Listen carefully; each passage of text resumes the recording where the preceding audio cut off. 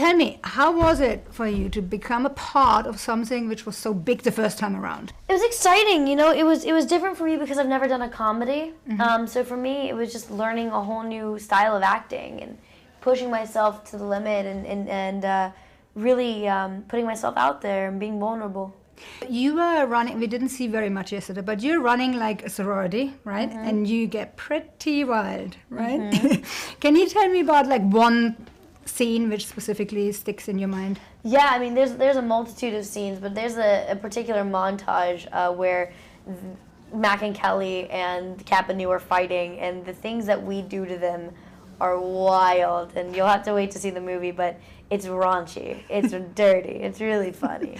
If you would run your own sorority in real life, what would your 3 rules be for your girls? I don't know, probably, honestly, my sorority would be so, like fun in the sense of, like, we would just have, like, really dope conversations, and I would want it to be super artistic and super cool and very free.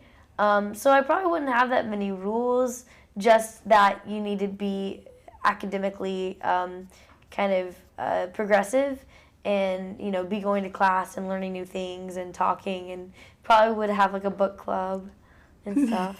I'm a dork, so it'd be nerdy stuff like that. I saw one scene yesterday where your dad was pretty strict with you and he had to talk with you. Yes. So now, how about in your real life? Was your dad really strict with you, or was it more I think you had 4 older brothers, right? Yeah, I was raised with a single mom, so my mom kind of took the heavy in being my mother and my strict father figure too, and my brothers really helped in backing her up. So you know, I didn't get that reprimanded too badly because I'm kind of a pretty easygoing kid. I never really pushed too many boundaries.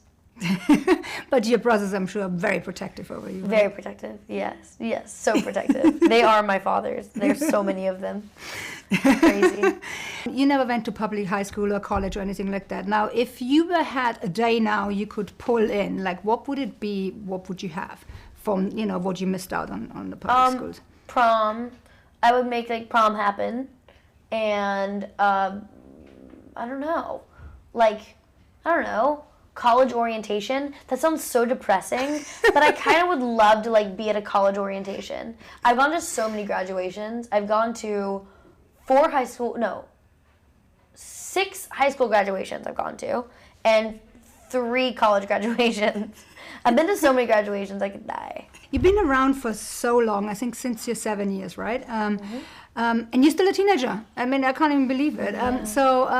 Can you tell me, like, the best part of still being a teenager, and can you tell me the worst part of still being a teenager? The worst part is being so close to being an adult, but you're not, because you're still a kid. So it's like this weird interim period when you're not really old enough to be on your own, and you don't want to be on your own because you're still scared, and you're not young enough to be considered a child, so you still have, like, responsibilities, but not enough responsibility. It's very strange. And then, I don't know, the best thing is that, you know, you can get away with stuff. I mean, you can kind of make mistakes and do it under the guise of being a kid still. Kind of. A little bit. Do you feel like sometimes it's like, you know, you still, like, you have so much responsibilities already? Like, do you feel like... Not really. I mean, I feel like I've kind of always had responsibilities in my life, but I'm really... I'm my hardest critic, you know. I'm really hard on myself. I'm really, I'm hard to please in terms of literally myself and my career and what I do. So a lot of the pressure that's put on me is self-inflicted. How is it these days of, you know, in a public eye, growing up in a public eye in a time of social media, you're a role model of so many girls. You know, how is it? Because, I mean, everything I read and see about you is great. I mean, is there a lot of pressure for you to represent that? And yeah, I mean, you know, there's a lot of pressure not to mess up. There's pressure not to make a fool out of yourself by saying you're a role model and then going and not being a role model. So the thing for me is that, you know, if I speak about it in the press, I don't speak out of turn.